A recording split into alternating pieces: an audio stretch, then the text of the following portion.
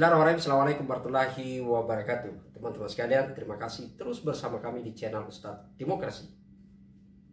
Baru saja pemerintah kita, Presiden Republik Indonesia, menerbitkan Impres nomor 1 tahun 2022 tentang optimalisasi pelaksanaan program Jaminan Kesehatan Nasional atau JKN.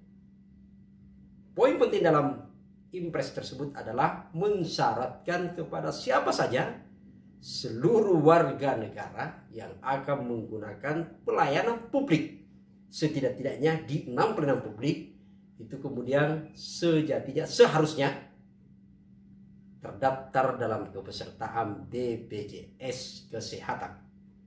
Detik ini belum menemukan satu argumentasi yang kuat kenapa kemudian pemerintah mensyaratkan kepada warganya harus terdaftar sebagai anggota atau kepesertaan BPJS yang akan mendapatkan pelayanan publik, menerima pelayanan terhadap setidak-tidaknya di 6 pelayanan publik yang disebutkan dalam Impres tersebut. Bahkan sebaliknya, sepertinya memperlihatkan pemerintah sekarang ini sedang kehilangan akal bagaimana kemudian bisa program JKN ini bisa diterima secara terbuka oleh publik seperti dengan asuransi yang lain. Teman-teman sekalian, dari ke-6 layanan tersebut kalau kita lihat, sepertinya tidak ada korelasi langsung antara kepesertaan BPJS dengan pelayanan yang akan diterima dalam institusi tersebut. Itulah yang saya sebut sebenarnya adalah sepertinya kehilangan akal. Bagaimana kemudian bisa, jadi ini adalah intervensi saja pemerintah secara tersebelum untuk memaksa warganya. Dan menurut saya ini adalah sebuah kekeliruan yang fatal bisa masyarakat untuk kemudian melihat sekarang ini kita berada pada posisi negara yang otoritarian. Dan itu akan berbahaya di mana negara kita sedang bergerak mundur ke belakang yang sebenarnya sudah berada pada fase yang kita sebut demokratis. Wallahualam. Coba kita lihat dari 6 pelayanan publik tersebut. Misalnya yang pertama adalah kalau kita lihat seperti yang kita kutip di beberapa media juga menyebut bahwa pertama adalah jadi dalam Impres itu kemudian ada setidaknya 6 pelayanan publik yang diatur. Satu adalah misalnya berada pada badan pertanahan gitu ya. Pertanahan agraria yaitu adalah ketika seseorang melakukan transaksi jual beli tanah lalu kemudian maka seseorang diharuskan atau diwajibkan dipersyaratkan adalah hanya kepada orang yang menjadi atau terdaftar sebagai kepesertaan BPJS. Apa korelasi antara orang yang bertransaksi jual beli tanah dengan kepesertaan BPJS Kesehatan? Karena apakah pemerintah memandang bahwa orang yang akan melakukan transaksi jual beli tanah itu potensial akan mengalami sakit atau seperti apa? Sampai kemudian harus dipersyaratkan untuk terdaftar sebagai pesertaan BPJS.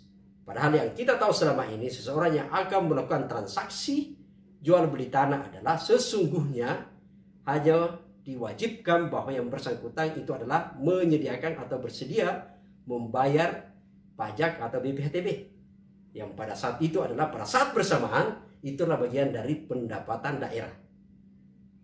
Ketika kedua belah pihak yang bertransaksi yaitu adalah melakukan pengurusan untuk akte jual beli atau kemudian masuk pada untuk proses sertifikasi kepemilikan dan biaya administrasinya sudah ada di sana. Sekali lagi tidak ada korelasi yang kuat untuk bisa kita menyatakan bahwa ada bisa pembenar orang yang melakukan transaksi jual beli tanah itu adalah dibesarkan BPJS. Kecuali kalau identitas KTP itu adalah sudah digugurkan atau tidak digunakan lagi. Karena sesungguhnya adalah ketika orang pengurusan akte jual beli, maka yang ditanyakan atau diminta adalah bukti kependudukan atau KTP. Yang memastikan bahwa identitas pada diri kita benar adanya dan bukan menggunakan nama orang lain. Yang kedua adalah kalau kita lihat dari pelayanan publik tersebut adalah pelayanan yang akan diberikan yaitu adalah yang kedua berada pada pengurusan KUR, kredit usaha rakyat gitu ya. Jadi KUR yang selama ini digembar-gemborkan sebagai program yang akan meringankan masyarakat, Tapi pada saat bersamaan justru terselubung ada masuk prasyarat yang justru bisa merugikan publik. Yaitu adalah sekali lagi, yaitu adalah syarat keanggotaan kepesertaan BPJS. Sama dengan jual beli tanah, tidak ada korelasinya di situ. Ada satu sistem pelayanan publik yang lain, dan ada satu sistem kemanfaatan yang lain, yang kemudian itu disebut tidak nyambung. Sama logikanya ketika orang lapar tapi kemudian disuruh untuk kemudian jogging. Dan nyambung sebenarnya di sana. Memang sama-sama kemudian tujuannya akan orang bisa berdalih bahwa ini sama-sama untuk kesehatan. Tapi yang namanya lapar bukan jawabannya adalah jogging. Yang namanya jual beli tanah bukan jawabannya adalah BPJS. Yang namanya KUR bukan jawabannya adalah BPJS, tapi yang ada adalah soal kredit. Dan itu adalah otoritas berada pada lembaga perbankan. Hal yang sama juga adalah soal SIM atau surat izin mengemudi. Bahkan ini adalah jauh lebih sebenarnya yang perlu kita perdebatkan. Karena ketika orang mengurus SIM, dalamnya sudah ada asuransi namanya asuransi jasara harja.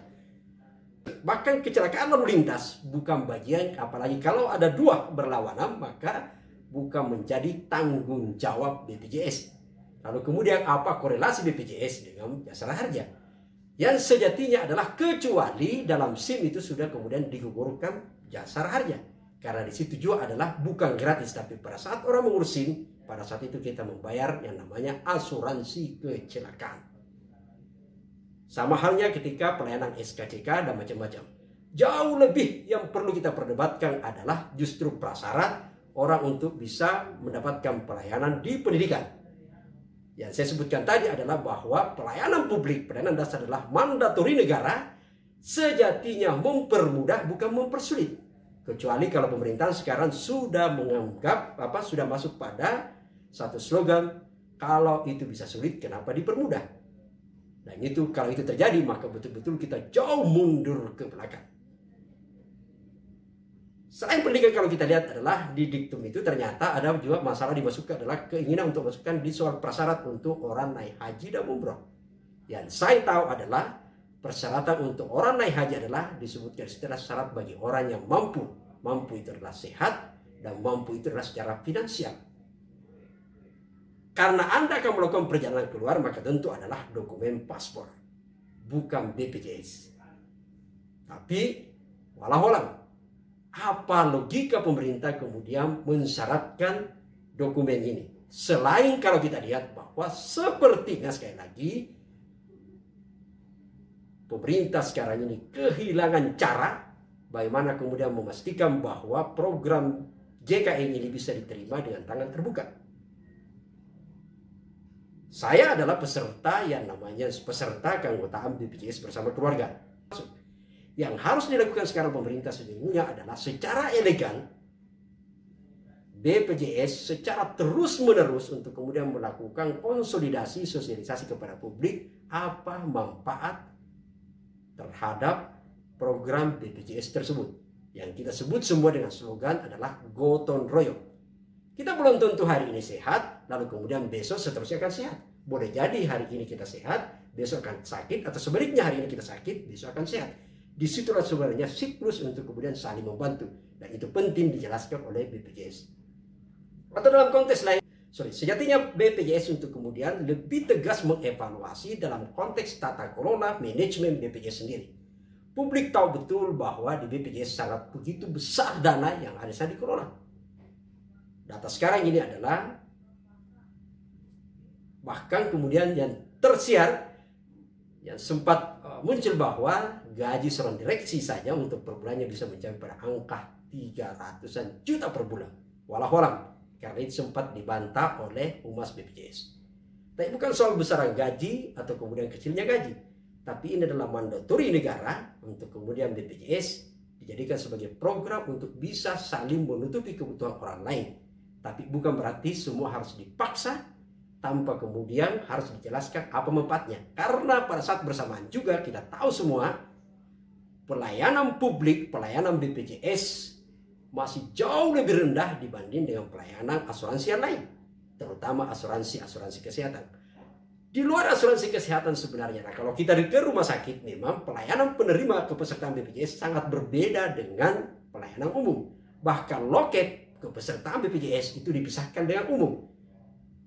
Contoh paling sangat sederhananya adalah kalau kita semua pengguna BPJS akan menerima pelayanan publik, pelayanan BPJS, maka Anda tidak akan serta-merta bisa langsung diterima kedaruratan. Jika itu adalah bagian dari bukan kedaruratan, maka Anda harus kemudian melaporkan atau mendaftar pada pelayanan publik kesehatan 1 hari sebelumnya, dan itu belum tentu besoknya untuk kemudian Anda bisa langsung dilayani, tergantung pada posisi seberapa kuota yang tersedia. Tapi kalau Anda menggunakan jalur umum yang orang semua tahu bahwa bukan asuransi yang lebih familiar di masyarakat, maka Anda akan langsung diterima. Ini adalah tantangan bagi BPJS sebenarnya, tantangan bagi pemerintah bagaimana memastikan bahwa tidak ada diskriminasi pelayanan antara BPJS dengan yang lain. Mungkin alternatif yang lain adalah pemerintah bisa menyatakan bahwa jika Anda tidak masuk dalam BPJS, maka Anda akan harus bersedia untuk menerima pembayaran pelayanan kesehatan dengan biaya yang begitu mahal. Berbeda ketika BPJS, tapi pelayanannya tetap sama. Yang problem adalah karena pelayanan yang terhadap kepesertaan BPJS sampai hari ini selalu dilakukan pada posisi yang nomor ke belakang. Walau apakah pemerintah ingin mengevaluasi sistem pelayanan BPJS atau sekedar mengejar target bahwa semua terdaftar sebagai kepesertaan BPJS? Tergantung pada kita semua.